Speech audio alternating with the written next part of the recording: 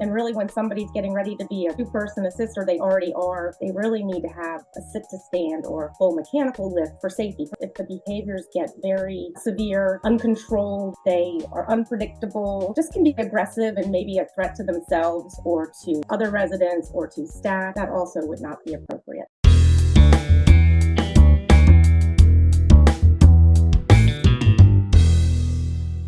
Hey out there, welcome back to the Nursing Home Abuse Podcast. My name is Rob. I'll be your host for this episode.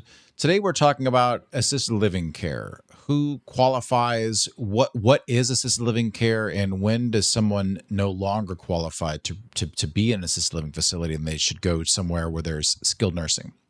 We're not having that conversation alone. We have the fantastic Sarah O'Connor with us today to walk us through that process. All right, so now it's time for the Nursing Home Regulation Question of the Week and another opportunity for you to win the Nursing Home Abuse Podcast mug. So how do you win this mug, you might ask? Well, that's a sturdy sounding mug. Listen to that. It's pretty good. It's very, very sturdy. Like, you drink a lot of coffee out of that. It'll be warm for a long time. So you can win that mug by going to our TikTok, which is at Justice for Residents, and find the Question of the Week video. You're going to be looking for the thumbnail that has Destiny's Child in it. So click on Destiny's Child, comment your answer as well as your favorite era of Beyonce. Why? Well, because it's like this. Like, when I first started doing the kind of the hints, like what you need to answer to get to win this mug, even though nobody does, it was like, favorite baseball team, favorite Marvel movie. I feel like it was a lot of like dude centric, like too much dude stuff. So it's like, all right, ChatGPT, give me something for the ladies. And this is literally like, this is AI that's telling you as a woman, this is what you want to hear. So what is your favorite era of Beyonce? That's what you're going to put in to potentially win this mug. So go to find the thumbnail that's got Destiny's Child, input your favorite era of Beyonce, whether it's Sasha Fierce, Lemonade, Destiny's Child, whatever you want. You'll have an opportunity to win this mug. We will randomly select one winner, announce it on Sunday on TikTok and at schenkfirm.com/podcast/giveaway. The prize will be shipped at the end of the month. All right, this week, the difficulty level is medium easy. So if you get this right, I'm going to say buy yourself something nice. Buy yourself, not too nice. Like, I'm not talking about like a new car, like in the Christmas commercials where people for some reason buy themselves cars. Buy yourself like less, it's got to be less than $10. So it's probably going to be like a snack or something.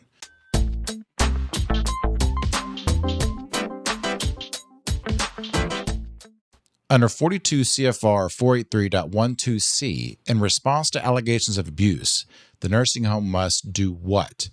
A, investigate where allegations of abuse are substantiated by witnesses other than the resident or resident representative. B, report abuse within 2 hours and investigate thoroughly. Or C, conduct an internal investigation only.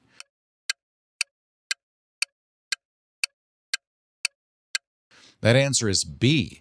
The nursing home, upon an allegation of abuse, must report it immediately or at least within 2 hours, and then conduct a thorough investigation. All right, time for the meat and potatoes of the episode. We, as I mentioned, are talking about assisted living, but we're not having that conversation alone. We have the fantastic Sarah O'Connor to talk with us today. With nearly 16 years of experience, Sarah O'Connor is a dedicated registered nurse specializing in long-term care, assisted living, wound care, and dementia. She is certified in wound care, dementia, and gerontological nursing. As the owner of a legal nurse consulting business, Sarah partners with attorneys to provide expert insights on nursing standards and patient care. And I myself have used Sarah on a couple of cases involving assisted living. Trust me, she knows what she's talking about. Outside of work, she enjoys time with her family and outdoor activities like sporting clays and snowmobiling. And I had to look up what sporting clays is. It's clay shooting. It's where you yell out, pull, and they shoot out the clay, and I guess you shoot it with a shotgun, which growing up in Mount Juliet, Tennessee, that was a part of our health class. Like you actually had to shoot a shotgun at a clay for a grade. in, I think it was either eighth or ninth grade. I'm not sure if that's standard everywhere. Like I'm saying that like that's crazy talk. Maybe that actually is more common than anyway. Sorry, I digress. Sorry about that, Sarah. Anyway, Sarah, welcome to the show. Thank you. It's great to be here. I've mentioned before in previous episodes about how I feel like there's a misconception about the care that is provided at nursing homes versus assisted living facilities. And so that's why I wanted to have you on today, is to kind of elaborate more on what an assisted living facility is and kind of who goes there and what kind of treatment, if any, they get. So the first question that I would have are, um, who fits the profile of assisted living? Like who is the person that would be right to go into assisted living facility in general?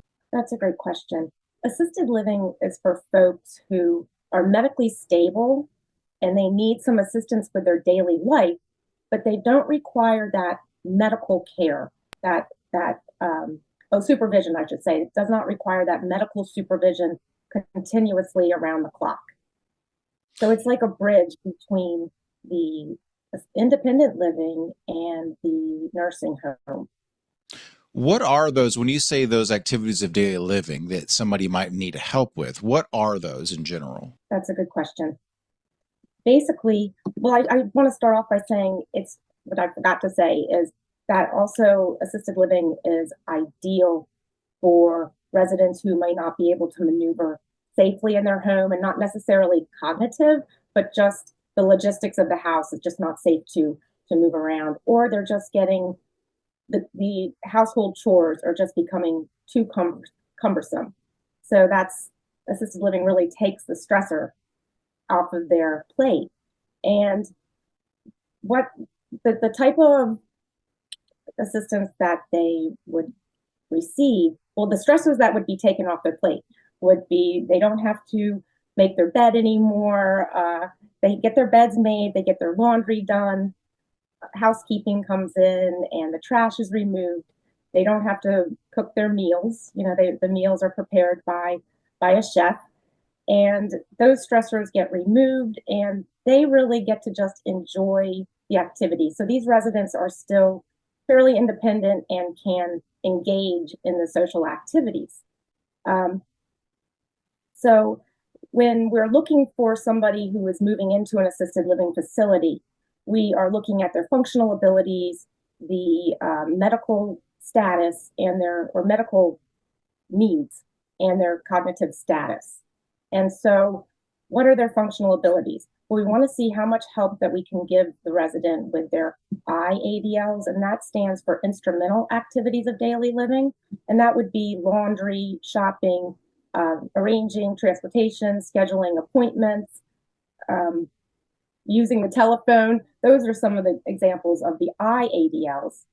And then how much assistance do they need with their ADLs? And that would be showering, personal hygiene, dressing, toileting, transferring, those type of activities.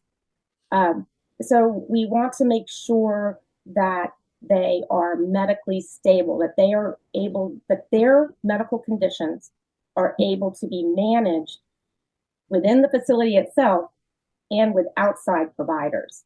Because usually assisted livings do not have a medical director on hand, or the attending physician, a nurse practitioner that's there in the building.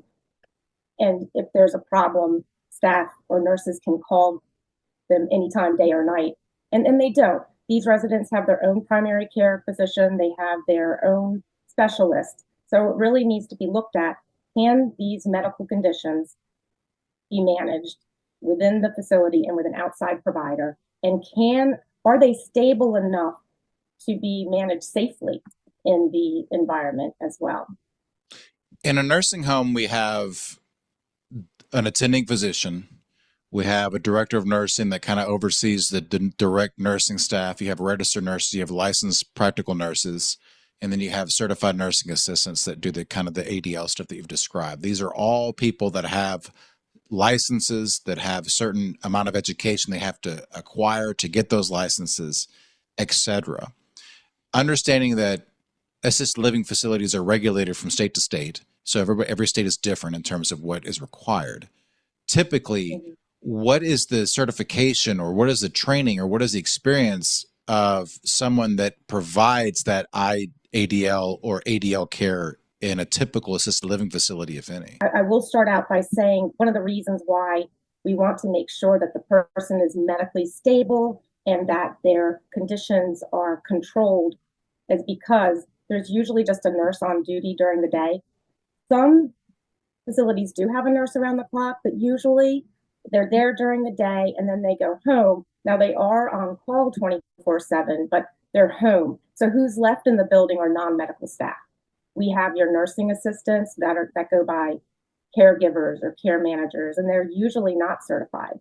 And then you have medication technicians, which are referred to as med techs, and they're again non-medical staff. They have gone through a training program and they're able to administer medications, but they're not medical, so they're really not equipped to manage this higher level of care. When you're dealing with care providers, non-medical care providers that are there a majority of the time, um, how do we deal with issues of nursing assessments, assessments of changes in conditions and things like that? Like who would be responsible for that type of thing if you have typically only non-medical people that might not know, that might not understand baseline versus not baseline? Yeah, the nurse. The nurse is the one who they always do the assessments, and they're the ones that do the assessment, the care plan, and update the plan when they see changes or a significant change. That would be the nurses. I guess then would, because it sounds like to me what you're describing is somebody that I only need a little bit of help. Maybe I walk with a cane. Maybe like I need somebody to make my sausage biscuits in the morning for me. But other than that, I'm okay. That sounds like the picture that we're painting. But like, does that mean that somebody with Alzheimer's, somebody that is not that is cognitively impaired, are they candidates for assisted living? They are, but they have to be in the very early stages of any kind of just the early level, and the facility will or the nurse will assess their orientation, their abilities to follow directions and instructions. They'll look at the social behavior and risk for wandering. And if they're if they're they know who they are, they know where they are, but they just get really confused with the times, and they may have they will have a little bit of short-term memory loss. They will have forgetfulness, mild confusion, and just what they would need is to be reminded. If that can be managed in the assisted living facility when it's at the early stages. They just need reminding, like, hey, it's bingo, let's come down and play, or it's lunchtime, are you hungry? Or your daughter will be here in 10 minutes to take you to your eye doctor appointment. And you're just giving them cues and reminders about their daily life, maybe some prompting, some supervision, but they can't be socially inappropriate. They can't exhibit poor judgment or just confusion that can make them unsafe. If you start seeing somebody who is maybe even forgetting their walker, now they're getting lost even though they're in a familiar setting.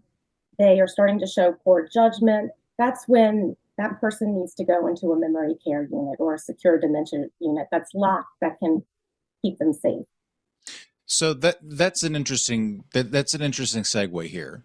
What is it about the assisted living facilities memory care unit that is different from a nursing home, or a nursing home's memory care unit, where at some point the individual with dementia becomes unsafe in an assisted living facility and needs to go to the nursing home? Like, what is the difference between the care in those two places that you would want to do a transfer? Or the best way I can answer that question is, let's say you have a resident, she's reminded it's breakfast time, and she comes to breakfast, but she's wearing two sweaters and a coat.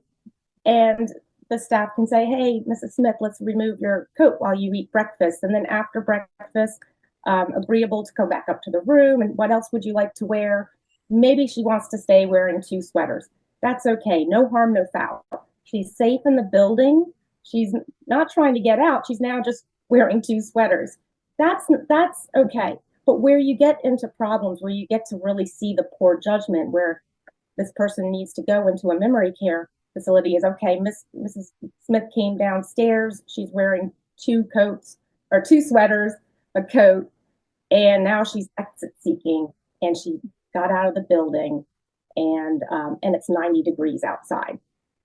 That's where we're seeing the poor judgment, the exit seeking, not even realizing it's super hot and I'm overdressed. And that would be a very clear indicator to go to a memory care.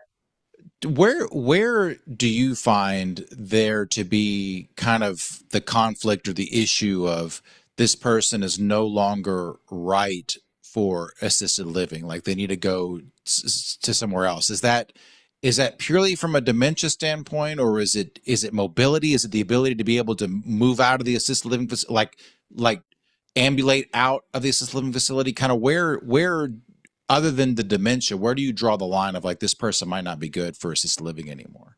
Are you saying with dementia or with anybody or With it, just yeah, with that, with not just dementia being the issue with somebody exit seeking, but who like when does someone no longer qualify for assisted living? that would be when they start having conditions that are medically unstable.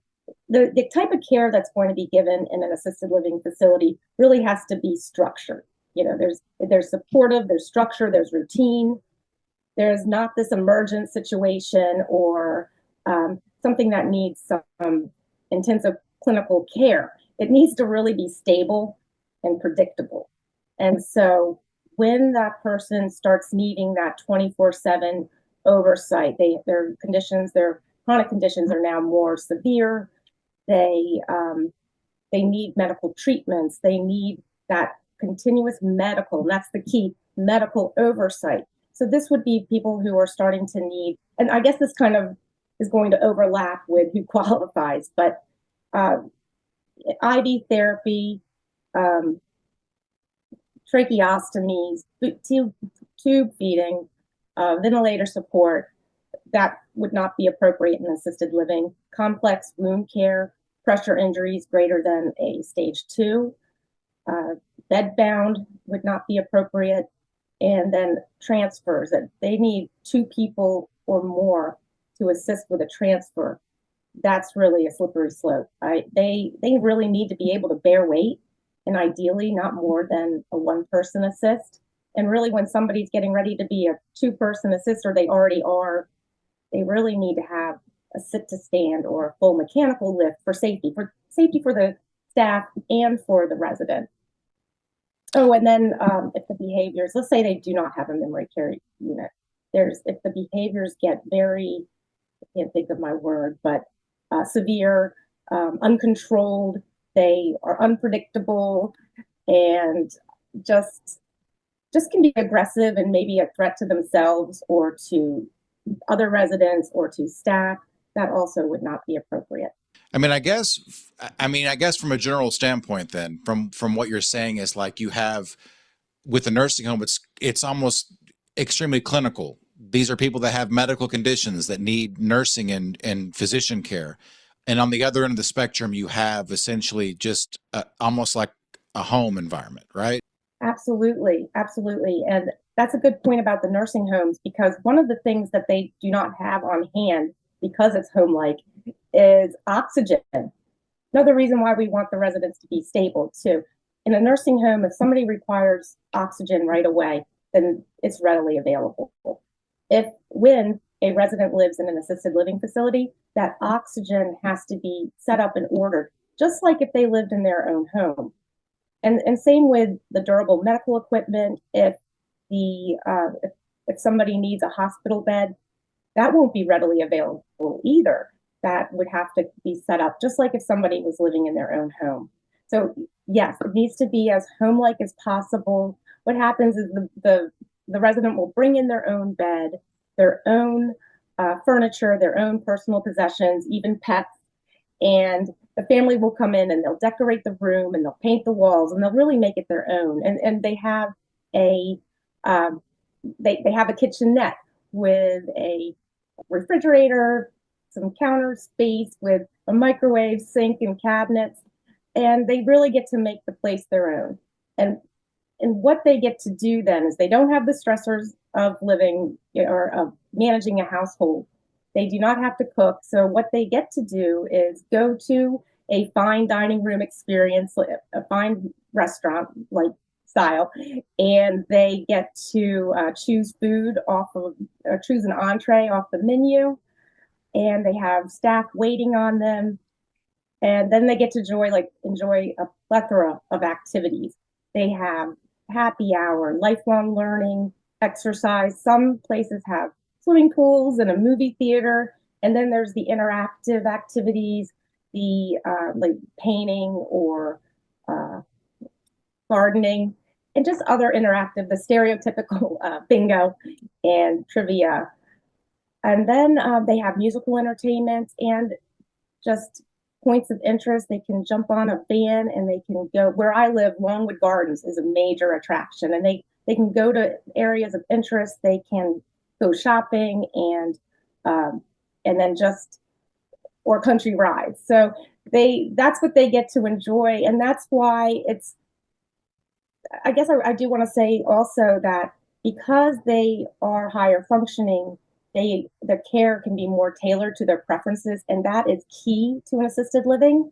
They have the right to be they have the right to autonomy, and they have the right to for self-determination.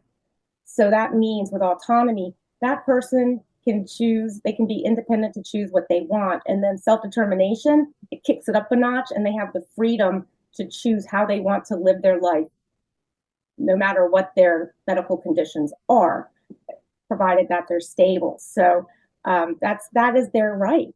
So if somebody has, let's say, diabetes, and they choose not to eat the carb controlled diet, they have that right. If they want to eat 10 cookies after dinner, they have the right to, and then they have their own kitchenette that they can stock cookies and candy with. And so what nursing does is they educate the resident. They talk about the disease process, and the risks of not following a carb control diet. They'll discuss this with the families. They'll notify the physician, because at that point, the physician's going to have to completely manage it from a medication standpoint. So that's an example of autonomy. They don't want to, or she doesn't want to eat the carb control diet. And then where it comes into play with the self-determination, it's based on what means most to them, what they value most. And if that is eating sweets, then that's okay. So that's not going to be controlled by assisted living. So it's a home-like environment. They can stay, they're a little bit independent. They can still stay social. They don't have the burdens of a household. It's just really a good balance between us or assisted living giving them the help they need, but still make their own choices. They have their own privacy. They get to live life the way they want to live it. And so really the assisted living is just offering that support, kind of giving them life on life's terms. And they get to have dignity. They get to have some freedom, and they get to have fun. So it's really important when you're looking at an assisted living is to make sure that it's the right fit for the person. We want to be able to match the person's needs, preferences, and safety to the individual. And when it's the right fit, it really gives them a good quality of life. Very well said. Well, Sarah, thank you so much for coming on the show and sharing your knowledge with us today. Thank you so much for having me. All right, folks, I hope that you found this episode educational, enlightening. If you did, please let me know. If you have an idea for a topic that you would like for me to discuss, please let me know. If you have an idea for someone that you want me to talk to, please let me know that as well. Maybe you want to be on here and talk to me. Let me know that. New episodes of the Nursing Home Abuse Podcast come out every single week on Monday. Please be sure to enter to win your Nursing Home Abuse Podcast mug. And with that, folks, we'll see you next time. Thanks for tuning in to the Nursing Home Abuse Podcast. Nothing said on this podcast, either by the host or the guest, should be construed as legal or medical advice, nor is intended to create an attorney-client relationship between the host or their guest and the listener. New episodes for now are available every other Monday on Spotify, Apple Podcasts, or on your favorite podcast app, as well as on YouTube and our website, nursinghomeabusepodcast.com. Again, that's nursinghomeabusepodcast.com. See you next time.